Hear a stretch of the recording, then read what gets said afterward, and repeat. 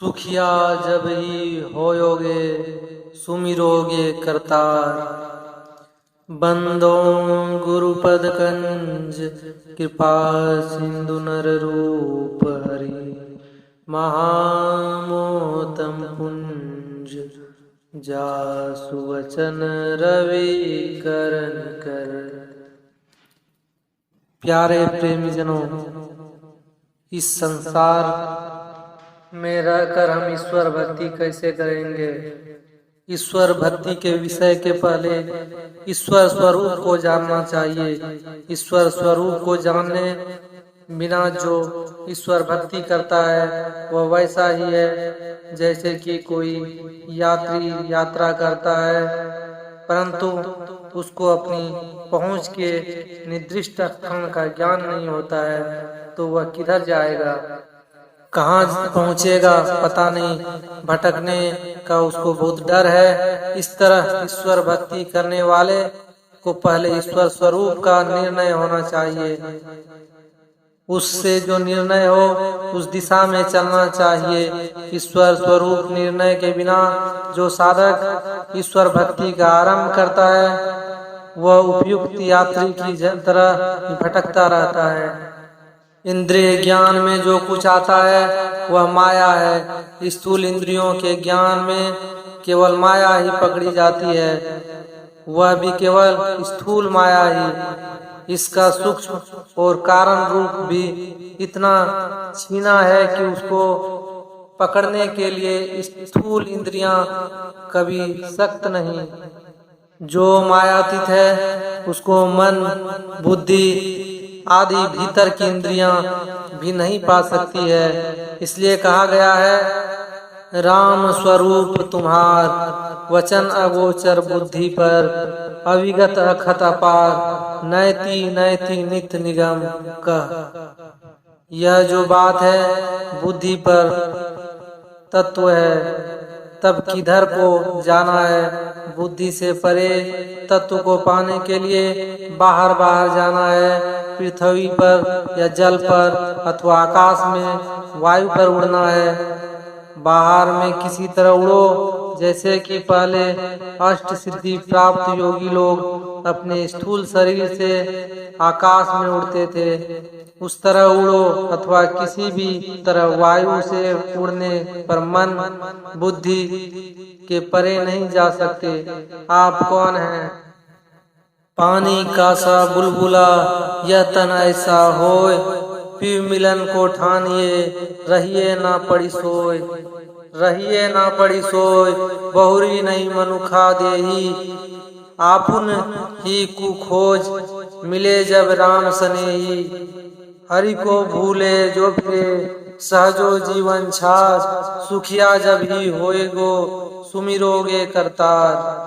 इसमें एक शब्द आया है आपुन ही को खोज, अर्थात आप अपना निर्णय करो कि आप कौन हो। शरीर 5 तत्व से बना है, यह तुम नहीं है हो। इंद्रियों में से कोई नहीं हो। अंतःकरण में मन बुद्धि चित्त और अहंकार, इन चारों में से कोई आप नहीं हो। ये सब इंद्रियां आपकी है।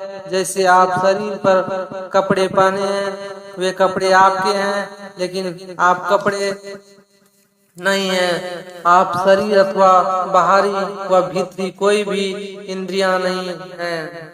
मन बुद्धि के आगे आप स्वयं हैं। आप क्या हैं?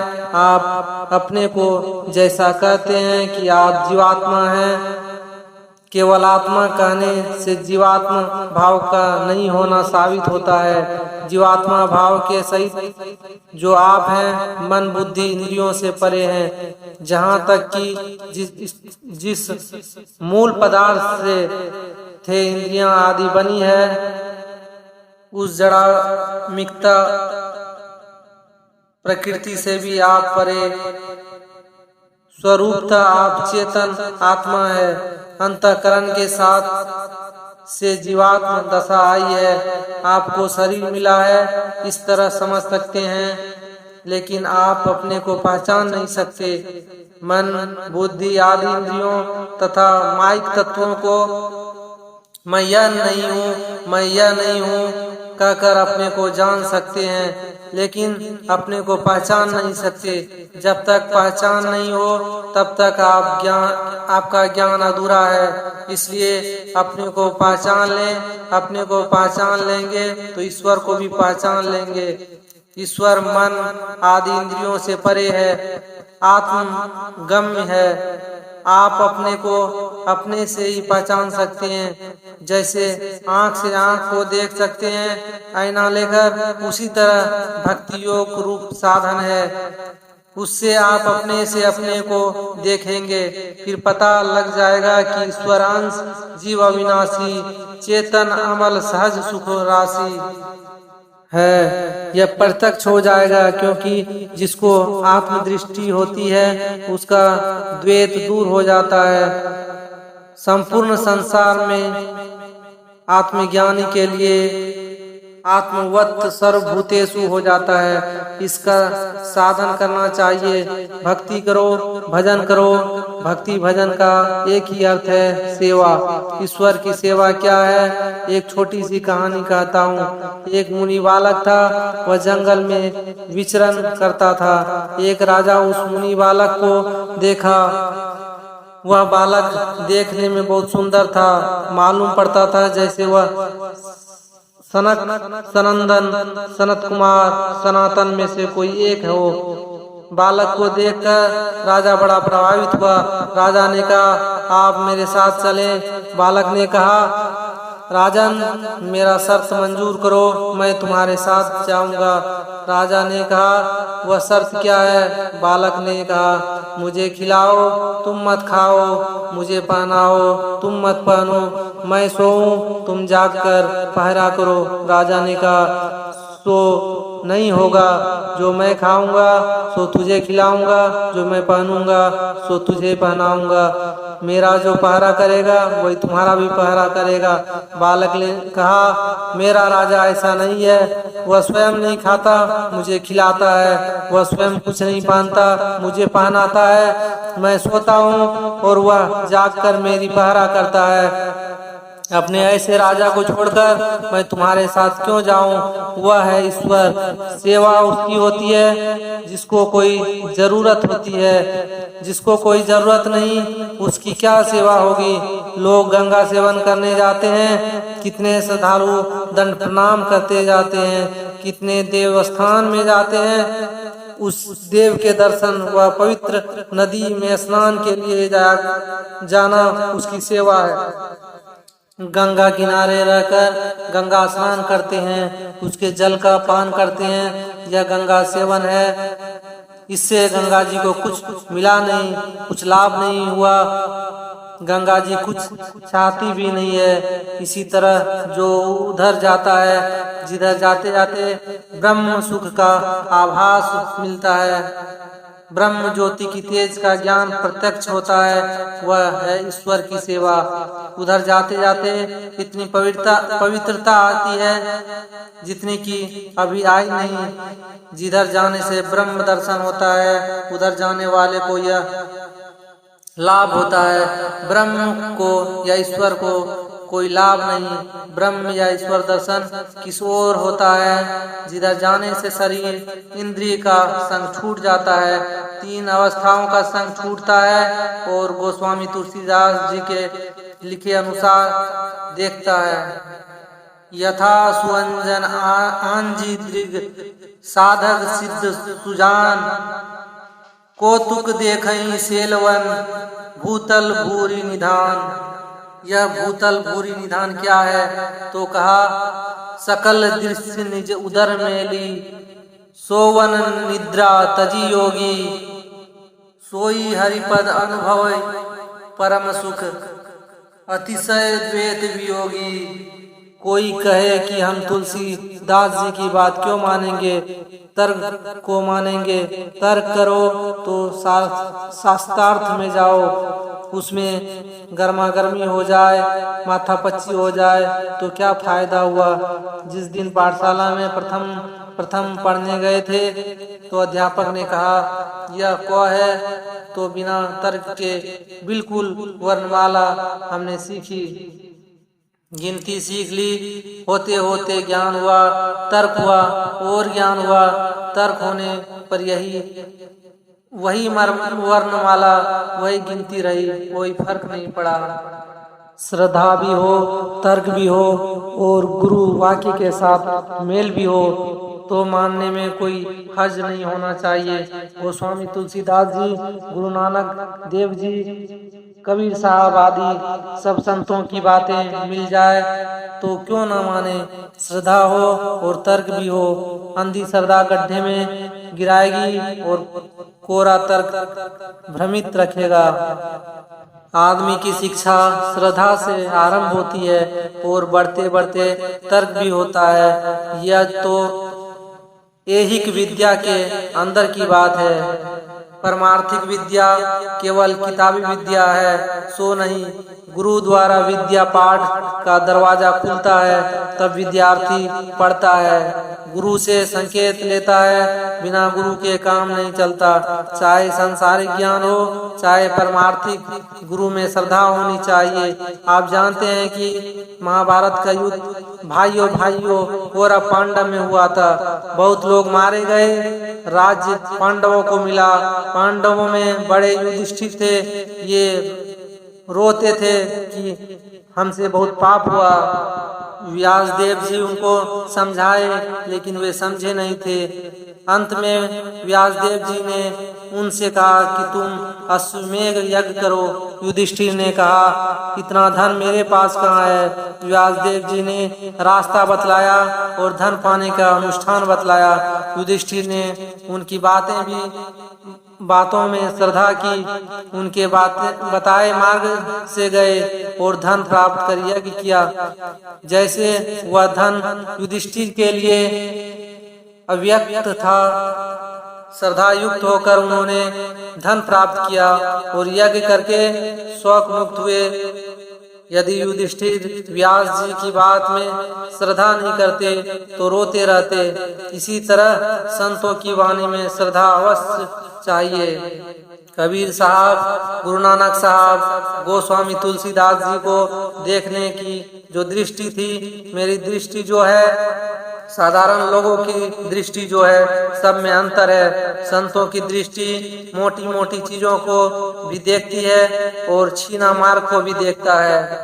कबीर साहब ने कहा है भक्ति का मार्ग छीना रे। और गुरु नानक साहब जी ने कहा है खनी हूँ तिखी बाल हूँ निकी ये तू मरगी जाना। और कठोर उपनिषद में आया है छुरस्य धारा निशिता दुरस्य या दुर्ग पथस्थ तकवयोवंती। ऐसी दृष्टि हो तो देखा जाए मन बुद्धि से आगे जाना होगा ईश्वर दर्शन के लिए। जैसे गंगा स्नान के लिए अपने गांव से बाहर जाना होता है, किंतु गंगा स्नान करने से गंगा को लाभ नहीं, स्नान करने वाले को लाभ होता है। वैसे ही ईश्वर संसार के लिए शरीर इंद्रिय से बाहर जाना होता है। उसी रास्ते में चलकर ईश्वर की भक्ति होती है, ईश्वर का दर्शन होता है।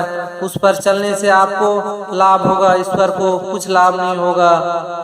वह रास्ता बाहर संसार में नहीं, अंदर में है। छुरस्य धारा वह खनी तीखी वह झीना मार्ग। इस महीन मार्ग पर चलने के लिए वायुयान से या संसार में किसी तरह से जाना नहीं हो सकता। जाने वाला कौन है? जीवात्मा है, शरीर नहीं है। शरीर से छूटकर जाना है, जाने वाले आप हैं। पहले मन सहित आप जाएंगे, क्योंकि मन का साथ आपको है। जहाँ तक मन जाएगा वहाँ तक आप जाएंगे, वहाँ मन नहीं जाएगा वहाँ आप भी नहीं जाएंगे, उससे भी परे आप जाएंगे, क्योंकि मन से भी आप अधिक सूक्ष्म हैं। अंदर अंदर आप जाएंगे। कहाँ से आप जाएंगे? जागने के समय आप जहाँ रहते हैं, योगियों ने उसे आज्ञा चक्र कहा है। इसको रहस्यवादी संतों ने कंजा कमल भी कहा है। वहां से जाना होगा। संत दरिया साहब बिहारी जी की वाणी है। जानी ले सत पहचानी ले, सूरत सांची सबे दीद दाना, खोलो कपाट यह वाट सहजे मिले, पलक परवीन दिव्य दृष्टि ताना। इस वास्ते आप जो साधन करेंगे उसमें मन को बहुत एकाग्र करना है। उसका पहला स्थूल अवलंब हो, इसके लिए पहले आपको करना पड़ेगा, वह है जप। दूसरा अवलंब है मानस ध्यान। तीसरा अवलंब है जो तुम नहीं देखे हो उसको देखो। गुरु जिस तरह बतावे उस तरह देखो, उल्टा देखो। यह रहस्यमयी वाणी है। उल्टा देखने का अर्थ है बहिर्मुख नहीं देखकर अंतर में देखो या अंदर में देखो। फैली निगाह से नहीं, सिमटी निगाह से देखो। इतना सिमटा हो कि एक बिंदुता पर रह सको, तब समझो कि अंदर के रास्ते पर आ गए।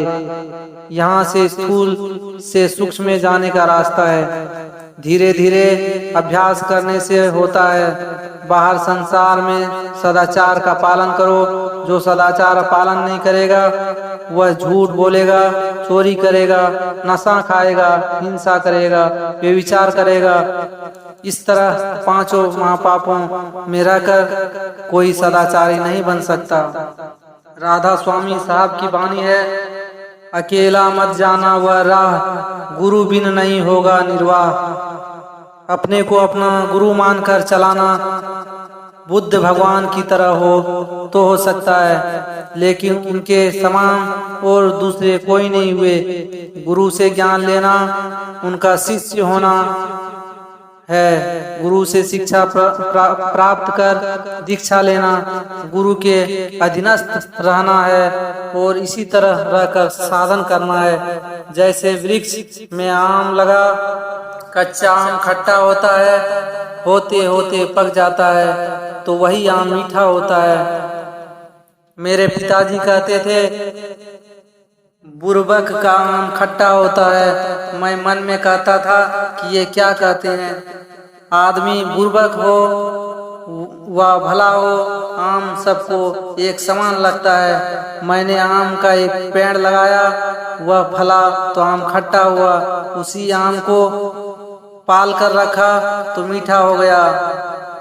जब तक ठीक साधन पूर्ण नहीं होता है तब तक आम खट्टा ही रहता है। जब तक परिपक्व नहीं होता तब तक जो गुरु का संग छोड़ता है, गुरु का आदेश नहीं मानता है, तो उसमें ज्ञान पूर्ण नहीं होता है। इसलिए गुरु महाराज जी का कहना था कि सत्संग का अधिक सिद्धांत नहीं है, केवल गुरु, ध्यान और सत्संग ये तीन है। गुरु से शिक्षा लो, दीक्षा लो, जहाँ रहो उनकी आज्ञा के अनुकूल साधन भजन करते रहो, तब बनते बनते बन जाओगे। ध्यान करो और सत्संग भी करो। यहाँ पर जो ज्ञान विचार होता है उसमें जब सगुण ब्रह्म का विचार होता है तो वह गंगा की धारा है। ब्रह्म ज्ञान का विचार सरस्वती की धारा है और कर्तव्य तथा कर्तव्य की जो बात होती है वह यमुना की धारा है। इस तरह यहाँ त्रिवेणी धारा बहती है। इसमें अपने कर्म का निर्णय होता है। इस प्रकार वर्णित त्रिवेणी के अनुकूल दीक्षा लेकर साधन करते करते पूर्ण होता है। इस तरह यहाँ त्रिवेणी धारा बहती है। इसमें अपने कर्म का निर्णय होता है। इस प्रकार वर्णित त्रिवेणी के अनुकूल दीक्षा लेकर साधन करते करते पूर्ण होता है। इन्हीं बातों में संतमत का ज्ञान पूर्ण होता है। यही हम लोगों को सीखना चाहिए। यह प्रवचन दिनांक 10 मार्च 1969 ईस्वी को अपराह्न काल में हुआ था।